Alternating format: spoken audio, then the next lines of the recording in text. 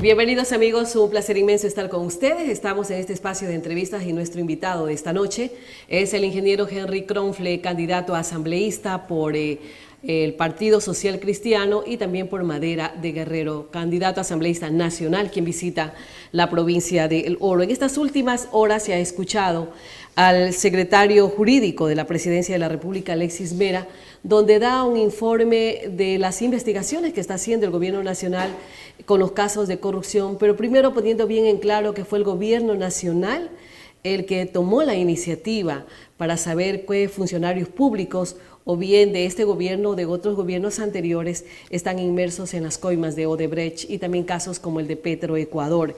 Según Alexis Mera, dice que no se ha encontrado absolutamente nada. No hay ningún tipo de depósito realizado por las negociaciones con Odebrecht, tanto del vicepresidente de la República, Jorge Glass, y del asambleísta Esteban Albornoz.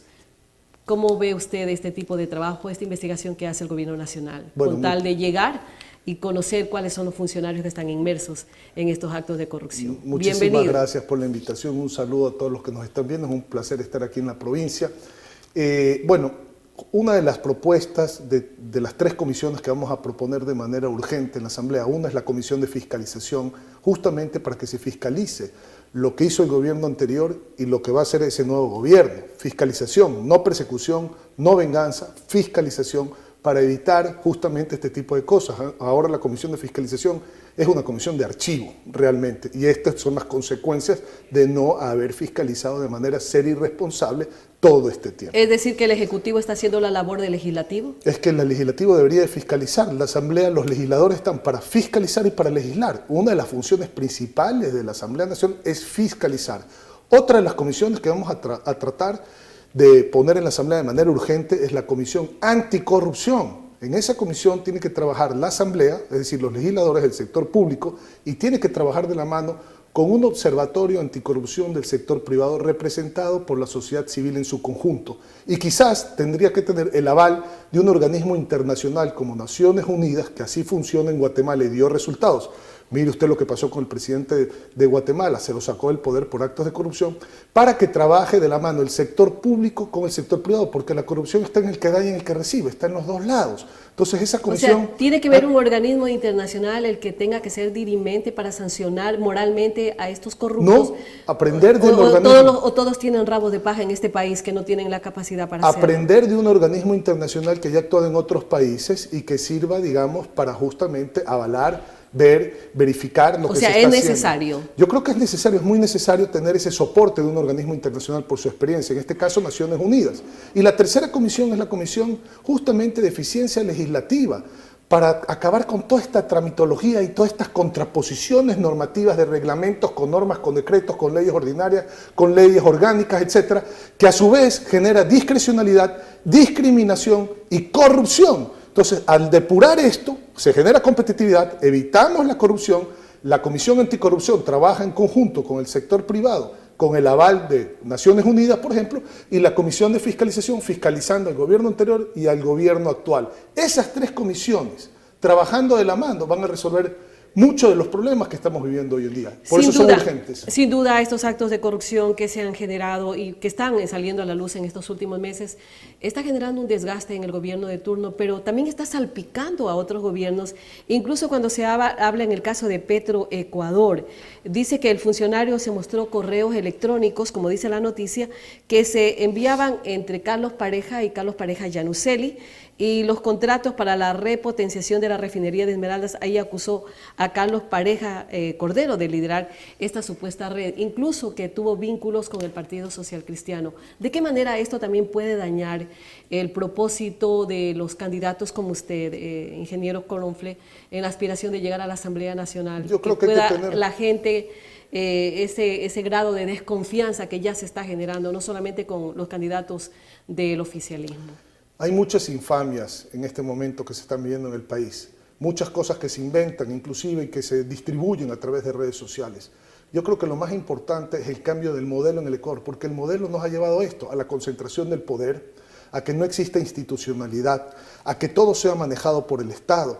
Entonces, este tipo de modelo estatista, que Dios quiera y no lleguemos a lo que se está viviendo en Venezuela en este momento, en este tipo de modelos. Es lo que hay que cambiar. Ese es el cambio positivo que nosotros vamos a hacer. Justamente devolverle la institucionalidad al país, devolverle la independencia de las funciones del Estado, de los poderes del Estado. El Ejecutivo a su trabajo, el Legislativo a su trabajo y la justicia libre e independiente a su trabajo. El que no exista un quinto poder, que es un apéndice de uno de los poderes del Estado, en donde se nombran a las autoridades de control. Entonces, esas cosas tienen que cambiar. Esto es consecuencia de la falta de institucionalidad, de la falta de separación de poderes del Estado, del modelo que estamos viviendo, que ahora, pues, que ya nosotros lo veníamos diciendo hace algún tiempo del sector privado, esto no va a funcionar así. Este no es el camino correcto. Ahora hay que tomar el camino correcto y para ver la luz al final del túnel, tiene que terminar el túnel, pues de lo contrario nunca va a haber la luz. Entonces, por eso es tan necesario un cambio positivo. Esa es nuestra propuesta.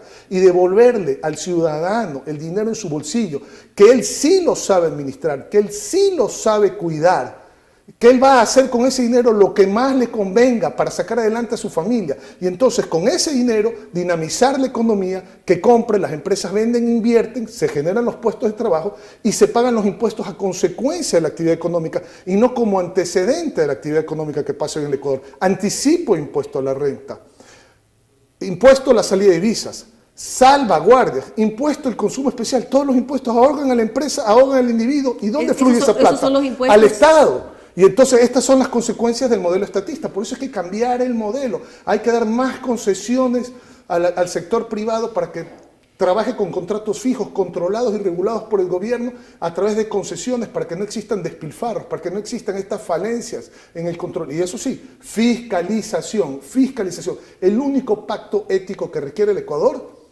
es cero impunidad y cero corrupción. Eso es lo que requiere este país. Ingeniero Kronfle, justamente de ese tema, eso es lo que le está preocupando a los ecuatorianos. Es no solamente, como dice el candidato oficialista, no es que solamente queremos que regresen los dineros que se han llevado los corruptos, sino que no quede la impunidad, que se castigue a estos funcionarios públicos que, estando en los cargos que han estado, se han llevado los dineros de los ecuatorianos. ¿Qué tan importante transparentar la política ecuatoriana es que salga a la luz los nombres de aquellos funcionarios que han recibido las coimas, especialmente de Odebrecht? Es muy importante porque es lo que se tiene que hacer, investigar, pero investigar de manera independiente. Los informes nacieron primero de informes de los Estados Unidos, cuando recién nos comenzamos a enterar de estas cosas. Entonces, ¿cómo es posible esto? Después se dice que se está investigando y ya se sabe quién es el corruptor, Odebrecht. Imagínense esa noticia.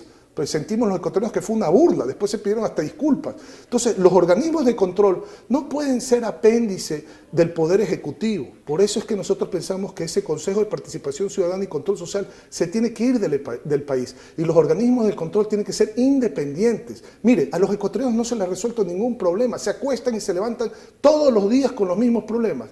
No hay empleo, no alcanza la plata, los productos están carísimos, hay una inseguridad terrible, lo matan por un celular. Saca una cita en la Seguridad Social, tarda 4 meses en dársela, va a un hospital público, no hay medicinas, los hijos salen de la escuela y le ofrecen drogas y lo peor de todo, ya están cansados de este paraguas que acapara todo, que es la corrupción. La corrupción ya la gente está cansada. No podemos creer que se diga en el Ecuador, bueno, roban y hacen. Eso no es aceptable. Imagínense una empresa que el contador lleve la contabilidad, pero también roba. Eso no es aceptable en ninguna parte. No se puede decir eso. En ninguna parte del mundo. mundo. Todos roban, no importa. Uno roba más, el otro roba. No podemos aceptar eso. Por eso ¿Cuál es la fórmula para este cambio, esta transformación que necesitan los ecuatorianos? ¿Cuál es el cambio positivo que propone el Partido Social Cristiano encabezado por Cintia Viteri? El cambio positivo es devolverle la plata a los ciudadanos para que la plata esté en el bolsillo del ciudadano. Eliminando impuestos. Eliminando impuestos y no se transfiere en gobierno. Pero según algunos analistas dice que considerar eliminar impuestos es una propuesta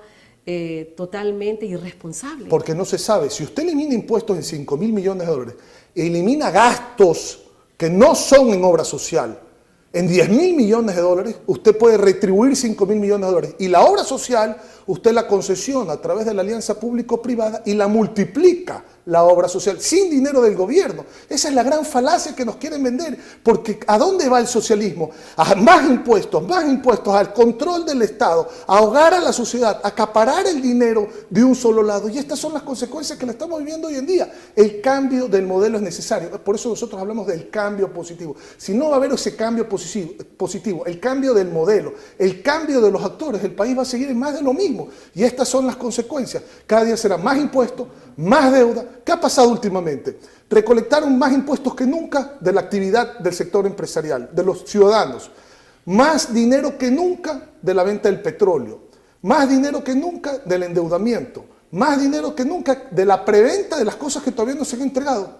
Y no hay dinero, como nunca. Entonces, algo está mal en el modelo, hay que cambiar el modelo. No podemos seguir los pasos de Venezuela, fracasó, los pasos de Brasil, los pasos de Argentina, los pasos de Cuba, hacia ahí no queremos ir. Por eso es que tenemos que hacer un cambio positivo y esa es la propuesta, evitar que se le meta la mano de manera arbitraria a los fondos de la seguridad social, a los fondos de los maestros, a los fondos de los policías, a los fondos de los militares y sobre todo al bolsillo de los ecuatorianos. Si se hubiera evitado eso, no estaríamos donde estamos ahora, no estaríamos con todos estos casos de corrupción, de concentración de poder, de maraña legal, de cero fiscalización, todo está en la impunidad y entonces, discúlpeme, ¿hacia dónde camina el país? Por eso es que pedimos el voto como Partido Social Cristiano Madera Guerrero, como lista 6, porque estamos preparados para hacer lo que hay que hacer, para devolverle el curso al país, para devolverle el camino, para obtener los objetivos de los valores fundamentales del país y no caer en estas complicidades ni compincherías del socialismo del siglo XXI. ¿Qué es lo que le ha motivado a Henry Kronfle? Usted se ha desempeñado como presidente de la Cámara de Industrias de Guayaquil, si no me equivoco, y en algunas otras actividades